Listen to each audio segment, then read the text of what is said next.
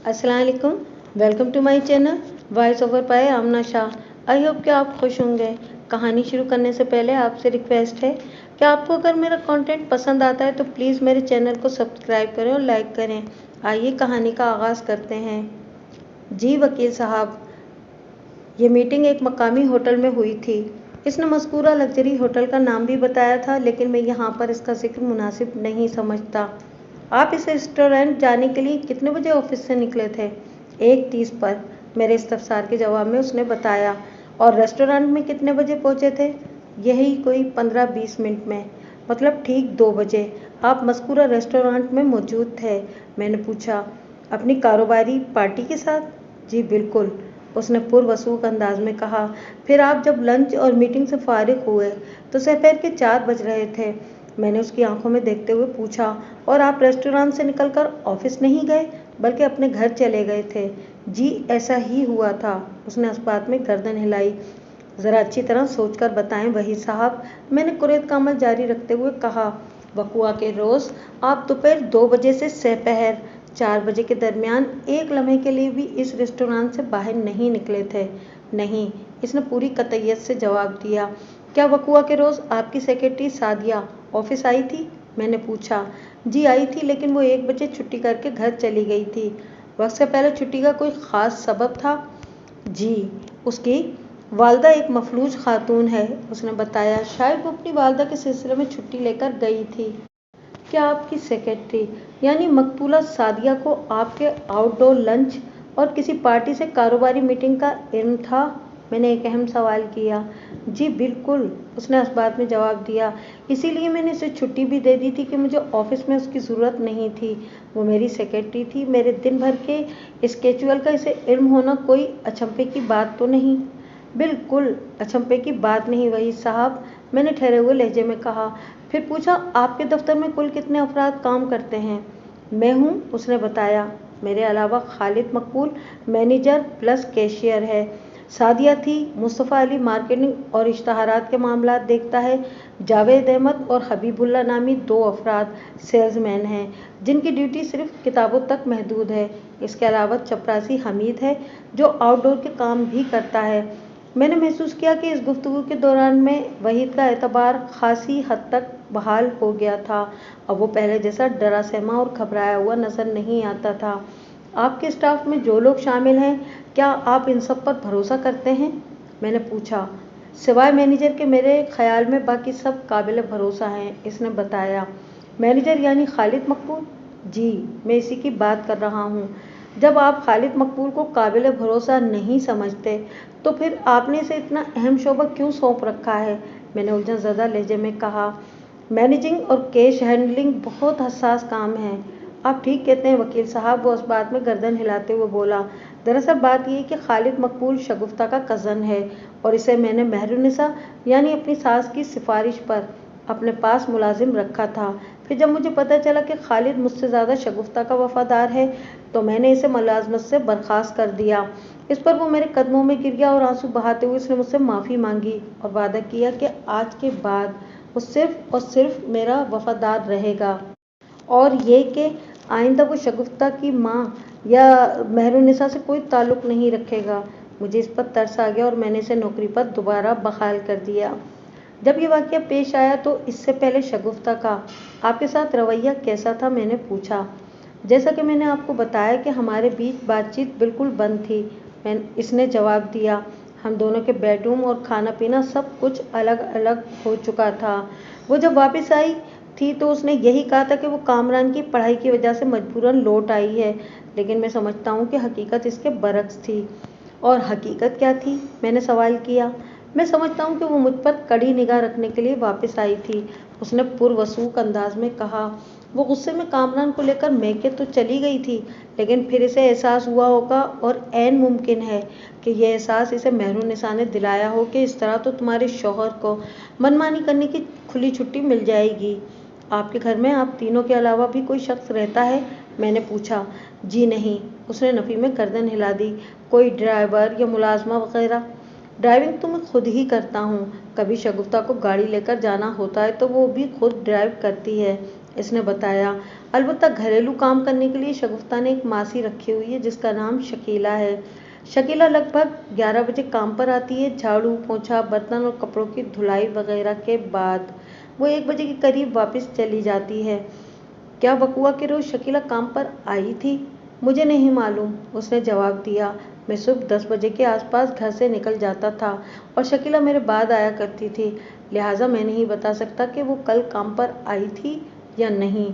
जैसा कि आपने बताया कि मकतूला सादिया को आपकी किसी पार्टी के साथ मीटिंग का इल्म था, मैंने एक ख़ास अंदाज में सवाल किया, सादिया के अलावा और किस किस को आपकी इस प्रोग्राम की खबर थी? ये बात खालिद मकबूल के भी इल्म में थी, वहीद खान ने बताया, लेकिन खालिद कल ऑफिस नहीं आया था। मुझे पता चला कि उसने फ़ोन करके ऑफिस में किसी को बताया था कि उसकी तबीयत ठीक नहीं है, लिहाजा वो आज छुट्टी करेगा। कल जब वो आप घर से ऑफिस के लिए निकल रहे थे तो क्या उस वक्त आपकी बीवी शगुफ्ता घर पर ही थी? उसने इस बात में जवाब दिया। और आपका बेटा कामरान? वो स्कूल गया हुआ था, उसने जवाब दिया। लेकिन कमोबेश 12 बजे कामरान ने मुझे फ़ोन करके बताया कि आज स्कूल से जल्दी छुट्टी हो गई है, लिहाजा वो मम्मी के साथ नानू के घर जा रहा है। और आपको इस बारे में कोई खबर नहीं कि सादिया आपके बंगले पर क्यों और कैसे पहुंची थी? मैंने उसकी आंखों में देखते हुए सवाल किया। जी, मैं इस बारे में कुछ नहीं जानता, वो सादा से लहजे में बोला।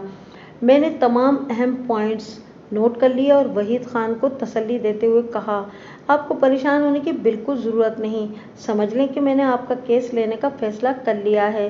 रिमांड की मुद्दत के दौरान में पुलिस वाले मुख्तलिफ अंदाज में आप पर दबाव डालने की कोशिश करेंगे और हो सकता है केस हल्का करने के सिलसिले में वो आपसे भारी रकम की डिमांड भी करेंगे। आपने किसी को 1 रुपया भी नहीं देना। आप मेरी बात को समझ रहे हैं ना?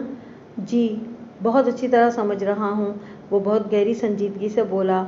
आपने जो बयान मुझे दिया, पुलिस को भी बिल्कुल यही बयान दें, मैंने कहा। अगर वो अपने मनपसंद तहरीर शुदा किसी बयान पर ज़बरदस्ती आपके दस्तखत लेना चाहें तो चुपचाप इनकी बात मान लें। जो भी होगा मैं कोर्ट में संभाल लूँगा। वहीद ने कहा कि जी ठीक है। उसने उस बात में गर्दन हिला दी। आपको बताया कि कोर्ट कचहरी के मामलात में पैसा पानी की तरह बहाना पड़ता है, मैंने हकीकत पसंदी का मुजाहरा करते हुए कहा। लेकिन आप तो पुलिस की कस्टडी में हैं। आपके बाद माली मामलात को कौन हैंडल कर रहा है? क्या आपका कोई करीबी अजीज रिश्तेदार है? नहीं, मेरा कोई करीबी रिश्तेदार ऐसा नहीं जिस पर मैं आंखें बंद करके भरोसा कर सकूं, वो मायूसी भरे लहजे में बोला। अलबत्ता मलिक नईम पर मुझे एतमाद है। ये बंदा मेरे साथ मुखलिस है। आप नईम को अपने साथ अटैच रखें, मैं इसे समझा दूंगा कि ज़रूरत पड़ने पर वो कहाँ से रकम हासिल कर सकता है। ओके। नईम बाहर बरामदे में बैठा है, मैं अभी आपसे इसकी मुलाकात करवाता हूँ, मैंने अपना ब्रीफ केस खोलते हुए कहा। लेकिन इससे पहले एक ज़रूरी काम हो जाए। वहीद खान सवालिया नज़र से मुझे तकने लगा। मैंने ब्रीफ केस के अंदर से वकालतनामा, दरख्वास्त ज़मानत और दीगर ज़रूरी कागजात निकाल कर इन पर वहीद खान के दस्तखत ले लिए। फिर कांस्टेबल की मदद से मलिक नईम और वहीद खान की मुख्तसर सी मुलाकात भी करा दी। इसके बाद हम थाने से बाहर निकल आए। मलिक नईम ने पूछा, बेग साहब, आपको क्या लगता है वहीद खान इस केस से बाइज्जत बरी हो जाएगा? आपके ख्याल में वहीद खान ने अपनी सेक्रेटरी सादिया को कत्ल किया है? जवाब देने के बजाय उल्टा मैंने उससे सवाल किया। हरगिज़ नहीं, वो पूरी कतईयत से बोला। वहीद खान मुजरिमाना हमले का मुर्तकिब हो सकता है और न ही वो किसी की जान लेने का सोच सकता है। मतलब ये क्या आप अपने दोस्त को बेगुनाह समझते हैं? जी बिल्कुल, मैं भी ऐसा ही समझता हूँ, मैंने एक एक लफ्ज़ पर जोर देते हुए कहा। लिहाजा आपको मेरी पेशा वराना सलाहियतों पर भरोसा और इस कादर मुतलक पर कामिल यकीन रखना चाहिए। इंशाअल्लाह सब ठीक हो जाएगा, इंशाअल्लाह, वो तहे दिल से बोला। लेकिन इसके साथ ही ये भी एक हकीकत है कि ये एक उलझा हुआ पेचीदा केस है, मैंने ठहरे हुए लहजे में कहा। वहीद खान को एक सोची समझी साजिश के तहत इस मुकदमे में फंसाया गया है, लिहाजा हमें मजबूत गवाहों का बंदोबस्त करना होगा और ये इंतज़ाम आप करोगे। मैं? उसके चेहरे पर उलझन के आसार पैदा हुए। मगर मैं तो गवाहों के बारे में कुछ भी नहीं जानता। मैं तो जानता हूँ ना, मैंने उसकी आंखों में झांकते हुए कहा। मैं इस सिलसिले में पूरी तरह आपकी रहनुमाई करूँगा, बाकी की भागदौड़ आपको करना होगी। जी वो मैं कर लूँगा, उस सीने पर हाथ रखते हुए बोला। आप वहीद खान के माली मामलात को भी अपने हाथ में ले लें, मैंने कहा। लिहाजा तमाम अदालती मराहिल में जैसा आपके हाथ से खर्च होगा, और इस सिलसिले का पहला मरहला है वकील की फीस। जी बिल्कुल बेग साहब, मैं आपकी बात अच्छी तरह समझ गया। वो गर्दन को फर्मा बरदाराना खम देते हुए बोला। मैं कल आपकी फीस पहुंचा दूंगा। मैं मजीद 15 मिनट तक इसे मुख्तलिफ हिदायत देता रहा। इसके बाद हम अपने अपने रूट पर रवाना हो गए। रिमांड की मुद्दत पूरी होने के बाद पुलिस ने इस मुकदमे का चालान अदालत में पेश कर दिया। इसी रोज़ मैंने अपना वकालतनामा और मुलजिम की ज़मानत की दरख्वास्त भी अदालत में दायर कर दी और अपने मुवक्किल की ज़मानत के हक़ में दलाइल देते हुए कहा, जनाब अली, मेरा मुवक्किल इस माशरे का एक मोअज़्ज़ज़ फ़र्द है जिसे एक सोची समझी साजिश के तहत इस केस में फंसाने की कोशिश की गई है। लिहाजा अदालत से मेरी दरख्वास्त है कि मुलजिम की ज़मानत को मंजूर किया जाए। योर ऑनर, मुलजिम की दरख्वास्त से ज़मानत को मंजूर करना इंसाफ के असूलों के मुनाफी होगा। वकील इस्तग़ासा ने पुरजोश अंदाज में कहा, यह मुजरिमाना हमले और कत्ल का एक केस है। जनाब अली, मैं ये साबित कर दूंगा कि मेरे मुवक्किल ने किसी पर मुजरिमाना हमला किया और ना ही वो किसी की जान लेने का मुर्तकिब हुआ है, मैंने ठहरे हुए लहजे में कहा। आपके पास इस बात का क्या सबूत है? वकील इस्तग़ासा ने चमक कर पूछा। जज ने मुझसे इस्तफसार किया। बेग साहब, आपके पास किसी किस्म का सबूत है? जनाब अली, सिर्फ एक नहीं बल्कि मेरे पास ऐसे कई सबूत और शवाहिद मौजूद हैं जिन्हें मैं आगे चलकर अदालती कार्रवाई के दौरान में मुनासिब मौके पर पेश करूंगा, मैंने पूरे एतमाद अंदाज में कहा। सरेदस्त इन चीज़ों का सामने आना इंसाफ के रास्ते में रुकावट बन सकता है। जज ने मायनेखेज़ अंदाज में गर्दन हिला दी। मैंने वकील इस्तग़ासा की जानिब मुड़ते हुए कहा, मेरे फाजिल दोस्त, क्या आपको यकीन है कि ये मुजरिमाना हमले और कत्ल ही का एक केस है? दरींचे शक, वो आंखें फैलाते हुए बोला। मेरी मालूमात में फ़ारसी के चंद अल्फाज का इजाफा करने का बहुत शुक्रिया, मैंने तंज़ीह अंदाज में कहा। मैं आपकी बात को चंद लम्हात के लिए दुरुस्त मान लेता हूँ कि ये मुजरिमाना हमले और कत्ल का केस है। चालान में बताया गया है कि मकतूला के जिस्म के बाज़ हिस्सों पर तशद्दुद के निशानात भी पाए गए हैं और इसे बाकायदा गला घूंटकर मौत के घाट उतारा गया है। एम आई राइट? एब्सोल्युटली राइट, वो मजबूत लहजे में बोला। आप बिल्कुल ठीक कह रहे हैं, बिल्कुल ऐसा ही हुआ था मेरे फाजिल दोस्त। जब किसी औरत पर मुजरिमाना हमला किया जाता है तो वो अपने दिफा में ज़रूर हाथ पांव चलाती है, मैंने वकील इस्तग़ासा की आंखों में देखते हुए कहा।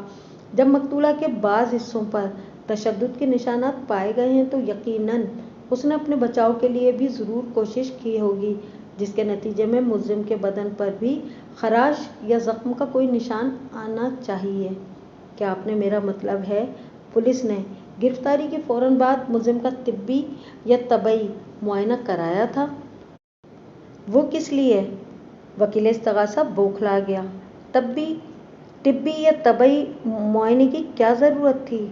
वो इसलिए कि पता चल सके कि मकतूला ने अपने तहफ़्फ़ुज़ के लिए जो कोशिश की थी, इनके नतीजे में मुलजिम के बदन पर कहाँ कहाँ निशान सब्त हुए।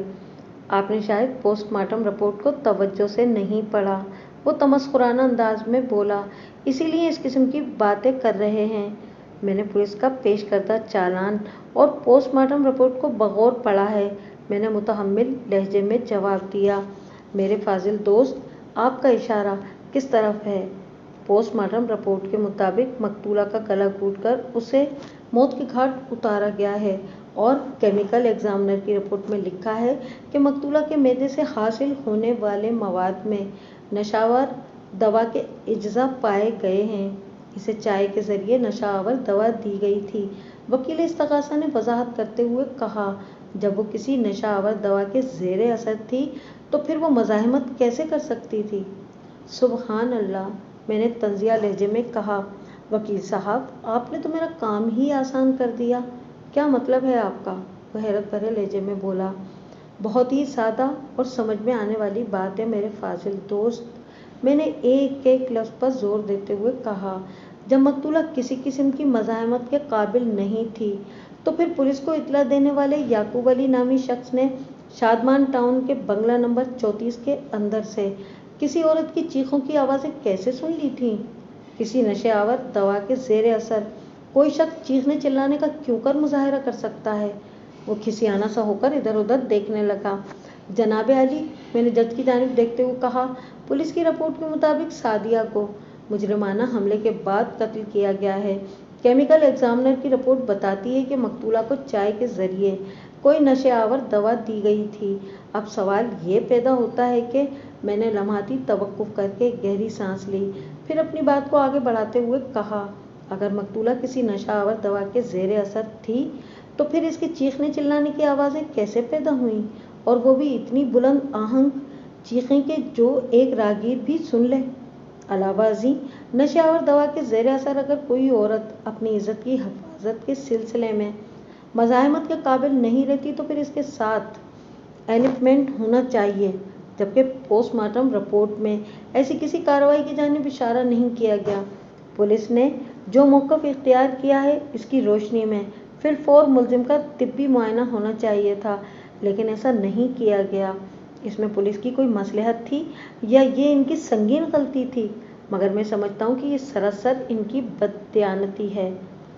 وکیل استغاثہ نے ایک لنگڑی سی دلیل دیتے ہوئے کہا، ملزم کی گرفتاری اس واردات کے 2.5-3 گھنٹے بعد عمل میں آئی تھی۔ اتنا وقت گزر جانے کے بعد طبی معائنے کا کوئی فائدہ نہیں تھا۔ الغرض دونوں جانب سے اپنے اپنے موقف کے حق میں دلائل دیے گئے، لیکن میں وحید خان کی ضمانت کروانے میں کامیاب نہ ہو سکا۔ دراصل یہ دوہرا کیس تھا، اول مجرمانہ حملہ، دوئم قتل۔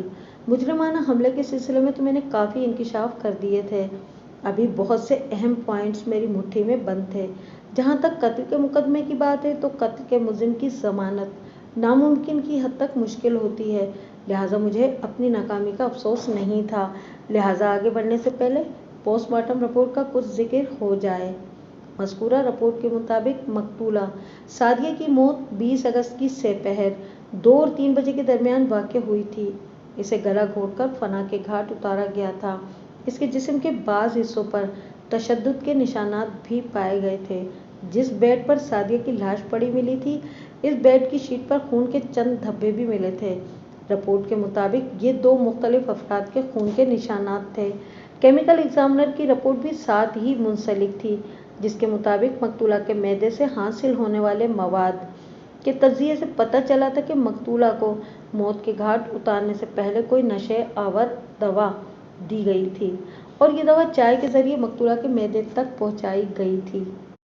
استغاثہ کی جانب سے نصف درجن گواہوں کے نام پیش کیے گئے تھے، جن میں خان بک سیلرز کے مینیجر خالد مقبول اور ملزم کی بیوی شگفتہ کا نام سر فہرست تھا۔ ان کے علاوہ ایک اہم نام عبدالغفار کا تھا۔ میں نے ملک نعیم کے توسط سے جب اس شخص کے بارے میں تھوڑی چھان بین کی تو پتہ چلا کہ وہ کچھ عرصہ مہر النساء کے بنگلے پر ڈرائیور رہ چکا تھا۔ اس وقت شگفتہ کی شادی نہیں ہوئی تھی۔ ملک صاحب کی رپورٹ کے مطابق وہ ایک لفنگا اور اوباش شخص تھا جو اپنی گھٹیا حرکتوں کے باعث مختلف بنگلوں سے کئی بار نکالا جا چکا تھا۔ وہ صورت شکل کا اچھا تھا۔ اس کے بارے میں عمومی شکایات یہی تھیں کہ وہ بیگمات کے ساتھ فری ہونے کی کوشش کرتا تھا۔ سب سے زیادہ چونکا دینے والی بات یہ تھی کہ وہ اکثر و بیشتر شگفتہ سے ملتا رہتا تھا۔ 1-2 پیشیاں عدالت کی ابتدائی کارروائی کی نظر ہو گئیں۔ عدالت کی باقاعدہ کارروائی کا آغاز 2 ماہ کے بعد ہوا۔ جج نے فرد جرم پڑھ کر سنائی۔ ملزم نے صحت جرم سے انکار کر دیا۔ اس کے بعد ملزم کا خلفیہ بیان ریکارڈ کیا گیا اور استغاثہ کے گواہوں کا سلسلہ شروع ہوا۔ قبل اس کے کہ پہلا گواہ کٹہرے تک رسائی حاصل کرتا، میں نے کہا، جناب عالی، معزز عدالت سے میری استدعا ہے کہ مجھے اس کیس کے انکوائری آفیسر سے چند سوالات کرنے کی اجازت دی جائے۔ کسی بھی کیس میں انکوائری آفیسر یعنی IO کی حیثیت استغاثہ کے گواہ جیسی ہوتی ہے اور ہر پیشی پر اسے عدالت میں حاضر رہنا پڑتا ہے۔ اس کیس کا تفتیشی افسر سب انسپکٹر خادم حسین تھا۔ جج کی اجازت پا کر IO وٹنس باکس میں آ کر کھڑا ہو گیا۔ میں کٹہرے کے قریب چلا آیا اور خادم حسین کی آنکھوں میں آنکھیں ڈال کر اپنی جرح کا آغاز کیا۔ میں نے کہا، IO صاحب، کیا آپ کو اپنے نام کے معنی معلوم ہیں؟ میں نے پوچھا۔ وہ مجھ سے ایسے سوال کی توقع نہیں کر رہا تھا۔ اس لیے تھوڑا سا الجھ گیا، تاہم اس نے فوراً ہی اپنی الجھن پر قابو پا لیا اور قدرے مضبوط لہجے میں بولا، جی بالکل معلوم ہے۔ خادم حسین کا مطلب ہے حسین رضی اللہ تعالیٰ عنہما کا خدمت گار۔ حسین رضی اللہ تعالیٰ عنہما تاریخ اسلام کی ایک لازوال اور بے مثال ہستی تھے، میں نے بدستور اس کی آنکھوں میں دیکھتے ہوئے کہا، جنہوں نے حق کی راہ میں جان دے دی لیکن باطل کے سامنے سر نہیں جھکایا۔ پوری انسانیت پر یہ ان کا احسان ہے۔ جی یہ بات تو ہے، وہ تائیدی انداز میں گردن ہلاتے ہوئے بولا۔ آپ خادم حسین ہیں، میں نے اپنی بات کو آگے بڑھاتے ہوئے کہا، کیا آپ بھی انسان اور انسانیت کی بھلائی کے لیے کچھ سوچتے ہیں؟ جی بالکل، وہ سر کو اسباتی جنبش دیتے ہوئے بولا، جس حد تک ممکن ہو میں کوشش ضرور کرتا ہوں۔ ملزم وحید خان کو آپ نے جو مجرمانہ حملے اور قتل کے کیس میں یہاں تک پہنچایا ہے، یہ بھی آپ کی کسی ایسی ہی کوشش کا نتیجہ ہے نا؟ میں نے طنزیہ لہجے میں استفسار کیا۔ جی ایسی کوئی بات نہیں، وہ جلدی سے بولا۔ پھر کیسی بات ہے؟ ملزم نے اپنی سیکرٹری پر پہلے مجرمانہ حملہ کیا، پھر اس کوشش میں ناکام ہونے کے بعد بدنامی کے خوف سے اس نے مقتولہ کا گلا گھونٹ کر اس کی زندگی کا چراغ گل کر دیا، آئیو نے وضاحت کرتے ہوئے بتایا۔ بہت شکریہ آئیو صاحب، میں نے معنی خیز لہجے میں کہا، یہ کہہ کر کہ ملزم مجرمانہ حملے میں ناکام رہا تھا، آپ نے میرا اور معزز عدالت کا بہت سا قیمتی وقت بچا لیا ہے، ورنہ مجھے ملزم کے طبی اور طبی معائنے کے سلسلے میں آپ سے ڈھیروں سوالات کرنا پڑتے اور آپ کے پاس کسی سوال کا کوئی جواب نہ ہوتا، نتیجتاً آپ کو بھری عدالت میں خفت اٹھانا پڑتی۔ میرے تبصرے پر وہ کچھ نہیں بولا۔ میں نے اپنے موکل کی ضمانت کے حق میں دلائل دیتے ہوئے وکیل استغاثہ کو مجرمانہ حملے کے حوالے سے خوب رگڑا لگایا تھا، شاید اسی لیے آئیو نے اس سلسلے میں محتاط رویہ اپنایا تھا۔